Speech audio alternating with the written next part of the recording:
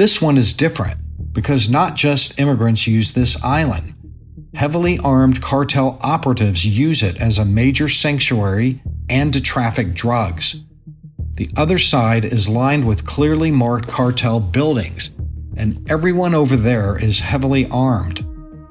Here, a large barn-like warehouse just across from the island bears the Cartel del Noreste ownership signature. And tell me why do you not go? It's just right over here. I'm afraid.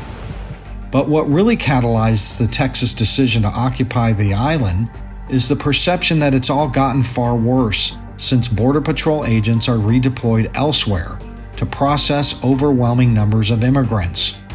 Well, it's been alleged that El Mayo has been in talks with U.S. officials for several years about possibly turning himself in, but it appears that El Chapo's son, who was also on the plane with him, may have been cooperating with U.S. prosecutors to speed up the process and lure him onto this plane under the ruse of looking at some real estate properties.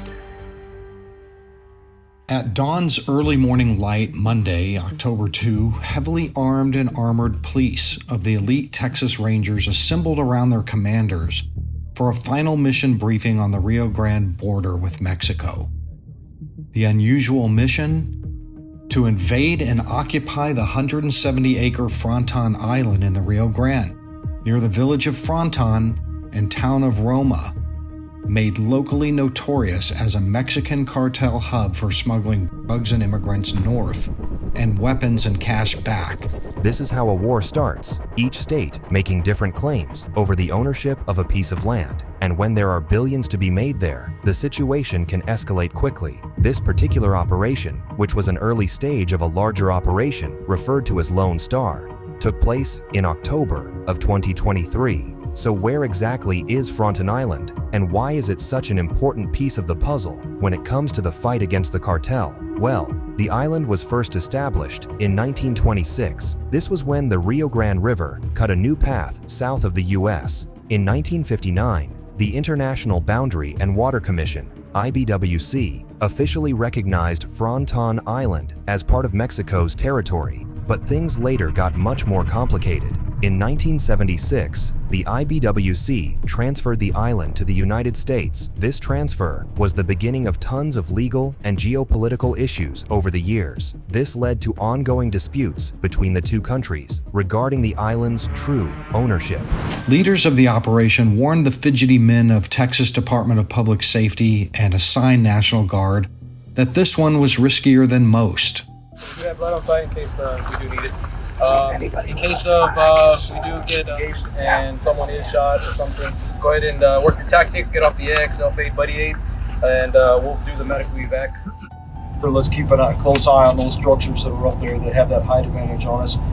We have not seen people in there yet, but we know that that's what they're used for. Mexican federal agents are supposed to be working with these Texas agents during this operation. They were supposed to have prepared by securing the other side of the property. However, higher-ups did warn these agents that some members of Mexican soldiers were corrupt, so it was best to not allow themselves to get too comfortable. Instead, they must prepare themselves for anything they may possibly encounter throughout what is sure to be a dangerous and grueling day. When the invasion pep talk ended and the sun was spreading orange rays of light, it was on. They boarded convoys of roaring all-terrain vehicles and invaded Fronton Island. This was just the beginning to make way for a massive brush clearing operation next that will denude the island of most vegetation. This will go on for some weeks. The idea behind this operation was to clear as much brush as possible so that they could increase their overall visibility. That should give them an advantage over the cartel. The way the land was currently situated, the island's elevation put them at a disadvantage compared to the Mexican side. This operation was part of a broader campaign of riverine seizures that started in 2023. While previous seizures aimed to deny the use of cover for illegal immigrant crossings, this one was more risky due to the heavy use of the island by armed cartel members. But this one is different because not just immigrants use this island. Heavily armed cartel operatives use it as a major sanctuary and to traffic drugs. The other side is lined with clearly marked cartel buildings, and everyone over there is heavily armed. Here, a large barn-like warehouse just across from the island bears the Cartel del Noreste ownership signature. Taking a look around this area, you'll not only see eerie-looking buildings that the cartel have already claimed, but other buildings that they have destroyed that are littered with bullet holes. In this volatile environment, Texas will, for the first time, have to occupy and fortify the island in a way that protects Texas police and guardsmen from taking fire, which could happen at any time no matter what Mexican security forces promise. The Gulf Cartel and Cartel del Noreste had long dominated this part of South Texas due to a historical confusion and disagreement. Both Mexico and the U.S. had avoided operations on the island to prevent further arguments, leaving the land to the cartels. Unfortunately, this only increased its criminal value. I don't know what Mexico claims. I don't know if they're claiming ownership of that property. As far as the state, it's always been in question. And as far as the Border Patrol is concerned, with my experience there, it was always let's not get on there and find out. Sounds pretty risky, right? Because nobody was quite sure who owned the land. The island served as a haven for cartel operatives fleeing Mexican military crackdowns and American law enforcement. They used it as a place to store weapons and keep an eye on the only paved road into Fronton from the nearest highway. This allowed them to continue with smuggling operations while having plenty of time to alert one another of possible intruders. It makes sense why both nations would want this land so badly. After all, the Rio Grande region is important for so many different reasons. It refers not just to the river, but also to the surrounding plains, hills, and tropics. Monterrey, the most important city in the Rio Grande Basin and the third largest metropolitan area in Mexico, is considered the financial capital of the country. Its strong connections with American banks, manufacturing, and energy industries, particularly those across the border in Texas, but its economic role is still by far the most important. Unsurprisingly, the cartels have guarded the island fiercely, which lead to frequent gunfights with law enforcement and each other. People of riverfront Fronton have lived in a state of cowering fear as drug traffickers like these men, recently caught on a stationary game camera on the island, cross back and forth into town moving drugs and guns with impunity. It is tragic what the innocent residents of this area have to deal with on a regular basis, especially those who have called this place home for many years. This 80-year-old lifelong Fronton resident, whose fence had just been torn open by a marijuana trafficker who crashed into it during a police chase, said he hasn't gone near his river neighbor's property 200 yards away in 30 years. Can you imagine living in this kind of state of fear in your community for more than 3 decades? Tell me why do you not go? It's just right over here.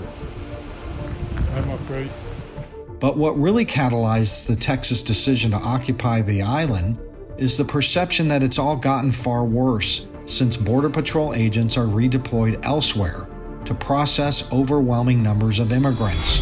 Before the operation, the Texas Land Commissioner's office surveyed and confirmed that the island belonged to Texas. The state then decided that they were going to take the necessary steps to occupy it. Despite the extensive and expensive efforts to clear and defend the island, some Americans have doubted if this will really work in the long term. After all, the funds and overall resources that the cartel is absolutely overwhelming. In fact, it's not only the residents in Fronton that have felt the weight of the cartels upon their home and communities. Many Texas homeowners have felt the need to take their own steps to protect themselves because the cartel is basically taking over the properties they spent their whole lives working hard to build.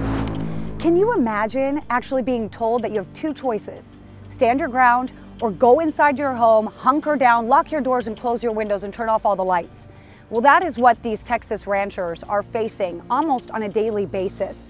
Some of these ranch owners who are women are arming themselves or they're reinforcing their homes, spending thousands of dollars.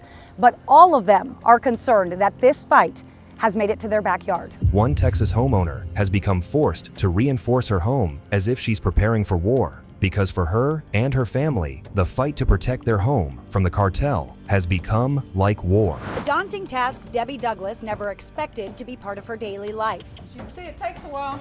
rolling up steel shutters, reinforcing windows throughout her Edwards County ranch home. This is the window that they attempted to break in. This is my granddaughter's room. She does not want these steel shutters rolled up. She wants them down. This is her sense of security now. It's as if this family has lost ownership of their own beloved property. At this point, the cartel has all but taken it from them. Because we have put in so much to this place, blood, sweat, and tears. And for it to be destroyed by some criminal organization and drug cartel is heartbreaking. But through their attempt to invade Cartel Island, Texas agents are now fighting back on behalf of their own residents. The operation's first day ended with National Guard engineers clearing initial roads and Texas forces planting the state flag. This marked the beginning of a challenging and ongoing occupation. Since the beginning of this operation, Greg Abbott, the governor of Texas, has said that the cartels are starting to learn that Texas is done bending to them. He says that he is committed to keeping the people of Texas safe and preventing the dangerous influx of drug trafficking due to cartel activity. Governor Greg Abbott writing on social media today, cartels are learning not to mess with Texas amid Operation Lone Star, highlighting some numbers showing a drop in the number of migrant encounters in Texas, while there's an increase in parts of Arizona and California. If you take a look at some of the more recent statistics, you'll see that it seems to be working. We're seeing dramatic decreases across the board. When you compare December to January, we saw about 300,000 migrant encounters in December. That dropped to just 176 in January. So numbers down across every state, but especially in Texas. There's really eye-popping numbers in the Del Rio sector. That's what you're looking at right there. This is the Eagle Pass area that has become the center of Operation Lone Star. In December of 2023, in just the Eagle Pass area, border agents were encountering around 2,300 migrants throughout the month. Since then, that number has decreased to around 500. Meanwhile, we're seeing that all those people are going to Arizona and California. We see huge spikes there. They're shouldering about 60% of the migrant encounters nowadays. Okay, so after seeing record migration though, Ryan, why are we seeing this steep drop? Well, Governor Abbott credits it to Operation Lone Star. He will characterize this as cartels not wanting to come to the increased enforcement that we have on our Texas borders. But different political figures may give different explanations about why we're seeing this change. And to be sure, it's very difficult to put one explanation to these very complex migration trends. It could be seasonal. The White House actually points to progress they made with the Mexican government after a December meeting. They got Mexico to increase their own enforcement, and they're actually making it harder for migrants to travel through Mexico to the U.S. border. So the likely truth is somewhere in the middle. It's a combination of a bunch of factors, and these things go up and down. I'm sure we'll see them go up again sometimes. Just as different political figures have different opinions about the reasons we're seeing different trends regarding immigration over the Texas border, a lot of political figures also have different opinions about how to best handle the cartel. Florida Governor and former GOP hopeful Ron DeSantis previously discussed the aggressive approach he would take with the cartel if he were to become president. He suggested sending the U.S. Special Forces over the border to strike cartels on his first day in office if elected. But Mayor Victor Trevino of Laredo, Texas, said he believes that a different approach is needed. Well, this is something that if they do that, that's invading another country. And I think we have to look at other issues. I guess some of the people are calling a border crisis with cartels. We have been living here all our lives, and we always know that cartels have been existing, especially since we're the largest land port in the United States. Now, the cartels and human trafficking is something that we have to learn to deal with. And I cross constantly into Mexico and have visited these migrant camps and know how much they pay to get to the border. Essentially, he believes that the best way to address these issues with the cartel is to cooperate fully with Mexican counterparts and keep them up to date. He has said that he doesn't believe that the United States can ever overcome the problems with the cartel, including the deadly fentanyl crisis, without the help of Mexican authorities. Other authorities say that we cannot wait any longer and must take action now. After all, the amount of lives that are being cut short and the families that are being destroyed has been out of control for years now. So just to be clear, you do not believe that U.S. Special Forces, U.S. boots on the ground targeting cartels directly is the best first response, that it is not the best outcome? No, I don't think that would be the best response, because there's a lot of other things that can be done. Coordination and to deal with these cartels, and basically they fight with each other. They really don't fight with the normal citizens. It's a drug war between themselves. Despite Mayor Trevino's opinion that the U.S. just needs to let the cartels battle themselves out, U.S. agents have taken a much more fierce and direct method most recently. U.S. authorities have scored a victory in their war on drugs with the arrest of one of the world's most powerful drug lords, the co-founder of Mexico's Sinaloa Cartel. He was arrested alongside the son of infamous drug kingpin El Chapo. Reports say the two men boarded a private plane in Mexico, which then was flown to Texas, where police were waiting when the plane landed. This important operation, which took place in late July of 2024, is one of the greatest victories that the U.S. government has had over the Sinaloa cartel in recent years. They captured two of the most highest-ranking figures in this cartel, something that had been in the works for months. These are the faces of one of the world's most violent and powerful drug trafficking organizations in the world, the Sinaloa Cartel. On the left is Ismael El Mayo Zambada. On the right is Joaquin Guzman Lopez. Both men are now in detention in the United States after they landed in Texas aboard a private plane. El Mayo is a co-founder of the cartel. Since his capture, he is now facing charges for fentanyl trafficking, money laundering, firearms offenses, kidnapping, and conspiracy to commit murder. Joaquin Guzman Lopez, on the other hand, is one of the sons of one of the most notorious drug lords of all time, El Chapo Guzman. You might remember that El Chapo was captured multiple times, with his most recent and final capture occurring in January 2016 after his escape from a high-security prison in July 2015. Mexican and U.S. authorities intensified their efforts to recapture him. They tracked his communications and movements using electronic surveillance and spies. On January 8, 2016, Mexican Marines conducted a raid in Los Mochis, a city in El Chapo's home state of Sinaloa. This operation was based on a tip that El Chapo was hiding in a house in the city. During the raid, a gunfight erupted between the drug lord security team and the Mexican Marines. El Chapo and his bodyguard managed to escape through a secret tunnel that led to the city's drainage system. However, authorities had already set up roadblocks, and they were captured on a highway outside the city shortly after. The drug lord was later extradited to the United States, where he faced charges involving drug trafficking, money laundering, and involvement in organized crime. He was tried, convicted, and sentenced to life in prison, plus 30 years in July 2019. Since El Chapo was thrown in prison, his 4 sons have taken over running the cartel in his place. But due to recent events, not 1, but 2 of those sons are now behind bars and in United States custody. The first of the 4 sons, also known as Los Chapitos, was captured in January of 2023 after a lot of extensive efforts. A city under siege. Across Culiacan in Mexico's northwest, gun battles with security forces, and more than a dozen roadblocks. The work of Mexico's largest drug gang, the Sinaloa Cartel. The outbreak of violence follows the arrest of senior member, 32-year-old Ovidio Guzman. The son of drug kingpin Joaquin El Chapo Guzman. Joaquin is facing a slew of charges, mostly related to trafficking incredibly large amounts of hardcore drugs into the United States. His capture is absolutely major in this fight against the cartel and took the hard work and dedication of a number of different people, many of whom put their life on the line to pull it off. So how exactly did they do it? Surprisingly, it appears that it was Joaquin Guzman who tricked El Mayo during an ultimate act of betrayal by convincing him to get onto that plane and lying about where it was actually going.